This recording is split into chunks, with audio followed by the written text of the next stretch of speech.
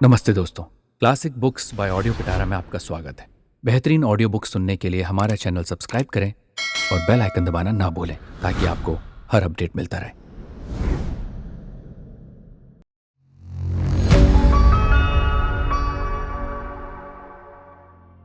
नमस्कार दोस्तों, आप सुन रहे हैं audio Pitara with Vikram Singh. कहानी दूसरी, सुशीला के लड़के का अन्नप्राशन। सुशीला सरला की बड़ी बहन है। उसके लड़के का अन्नप्राशन है। अस्तु कामाख्या बाबू देवते के अन्नप्राशन के उपलक्ष्य में घर के सब लोगों को साथ लेकर जाने के लिए कलकत्ता आए। सरला की दीदी ने सरला और सत्येंद्र को आने के लिए विशेष अनुरोध पूर्वक पत्र लिखा। सरला प्राय 3 वर्ष से दिलजानपुर नहीं गई। सत्येंद्र भी अब जाने के लिए तैयार हो गए। कामाख्या बाबू अत्यंत आनंद से भरकर जमाई और कन्या को साथ लेकर घर लौट आए। गृहिणी बहुत दिनों के बाद उन्हें देखकर अत्यंत आह्लादित हुई। जिसके लड़के का अन्नप्राशन है, उसने आकर दोनों को बहुत सी बातें सुनाई और अनेक प्रकार से प्रसन्न कर दिया। शुभ कर्म निर्विघ्न समाप्त हो जाने के उपरांत सत्येंद्र ने घर लौटना चाहा, परंतु गृहिणी ने इस संबंध में बड़ी आपत्ति की। बोली, इतने दिनों बाद आए हो और कुछ दिन ठहरना नहीं होगा? सरला ने भी नहीं छोड़ा। अस्तु और 2-4 दिन रहने के लिए सत्येंद्र तैयार हो गया। 2-4 दिन कट गए, तब भी सरला नहीं छोड़ना चाहती थी, परंतु ना जाने से भी नहीं बनेगा। पढ़ाई लिखाई की बहुत हानि होगी। परीक्षा में भी अधिक समय नहीं है। आने के समय सरला ने पूछा, मुझे कब लेके जाओगे? सत्येंद्र ने कहा, जब चलोगी तभी। तो मुझे 10-12 दिन बाद ही लेके जाना। सत्येंद्र अत्यंत प्रसन्न हुआ। उसने इतना सोचा भी नहीं था। उस समय आंसुओं के बीच सरला ने पति को विदा देते हुए हंसकर कहा, देखो, मेरे लिए चिंता मत करना और रात भर पढ़ पढ़कर बीमार भी मत हो जाना। सरला ने विशेष रूप से अपने सिर की शपथ दिला दी थी। ना जाने कैसा रीता सा मन लिए हुए सत्येंद्र उस दिन कलकत्ता पहुंचा। सत्येंद्र एक पुस्तक लेकर बैठा। पुस्तक के पृष्ठों के साथ मन का एक विषम द्वंद्व युद्ध चल रहा था। सारे दिन में केवल 26 पंक्तियां ही पढ़ी हैं। दुखी होकर उसने सोचा, वाह, इस तरह पढ़कर पास हो पाऊंगा? दुख किंचित क्रोध से वो परिणित हो गया। उसने सोचा, ये सब उसी सरला का दोष है।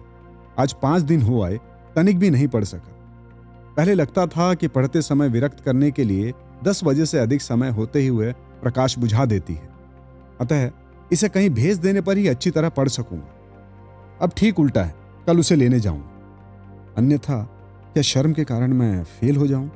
जो भी हो, सत्येंद्र कोई इसकी तरकीब निकाल रहा था कि किस तरह उसे लाया जाए। कहूं तो कहूं, किससे कहूं? लज्जा लगती है। उससे इतना प्यार कैसे हो गया? कुछ दिन पश्चात नौकर ने आकर टेलीग्राम हाथ में दिया। सत्येंद्र अत्यंत विस्मित हुआ और बोलने का समय नहीं है। कहा, तार कहाँ है? लिफाफा खोलते समय सत्येंद्र का हृदय धड़कने लगा। भीतर जो लिखा था उससे उसका मस्तक पूरी तरह घूम गया कि सरला बीमार है। उस दिन हरदेव बाबू ने सत्येंद्र को लेकर दिलजानपुर की यात्रा की। घर के सामने ही कामाख्या बाबू से भेंट हुई। हरदेव बाबू ने चिल्लाकर कहा और पूछा, बहू कैसी है? कामाख्या बाबू ने कहा, आइए आइए, भीतर चलिए, आइए। हरदेव बाबू ने भीतर जाकर देखा, सरला हैजे से पीड़ित है। एक ही दिन में जैसे सरला को पहचाना नहीं जा सकता था। आंखें बैठ गई, कमल जैसे मुखड़े पर स्याही फिर गई। विज्ञ हैं? हरदेव बाबू समझ गए, हालत अच्छी नहीं है। आंखें पोंछते हुए पुकारा, बेटी सरला। सरला ने आंखें खोलकर देखा। उस समय सरला को बहुत चेत था। कैसी हो बेटी? उसने सुना, हंसकर बोली, ठीक ही तो हूं। दोनों जने समझ गए। परस्पर समझौता हो गया। सबके चले जाने पर सत्येंद्र पास आकर बैठ गया। भीषण आतंक से मुंह से बात तक नहीं निकाली। तत्परांत जबरदस्ती नीरस टूटे हुए गले से सत्येंद्र ने पुकारा, सरो, ये क्या भूल हुई? सरला ने देखा। उसने हरदेव बाबू को देखकर पहले से ही सत्येंद्र के आगमन का बहुत कुछ अनुमान लगा लिया था। सरला को पति से मजाक करना बहुत अच्छा लगता था। हंसकर बोली, क्यों लेने आए हो? आवाज बैठ गई है। अब तक किसी प्रकार सत्येंद्र आंखों में आंसुओं को रोके हुए था। यह हालत देखकर वो बालू का बांध टूट गया। सत्येंद्र जानता था यह समय रोने का नहीं है, परंतु जली हुई आंखों को क्या इतनी समझ है? बहुत धीरे धीरे स्वच्छता पूर्वक उन्होंने एक के बाद एक करके बूंदे बहाना शुरू कर दिया। वो जैसा सरला के अंगों में समाई जा रही हों। ऐसा अवसर उन्हें कभी मिला है क्या? नहीं कि नहीं मिला। तुम्हारी या सरला की खातिर वे क्या ऐसा संयोग छोड़ दें? सरला ने पति को कभी रोते हुए नहीं देखा था। वो भी रोने लगी। बहुत देर बाद आंखें पोंछती हुई बोली, छी, रोते हो हैं?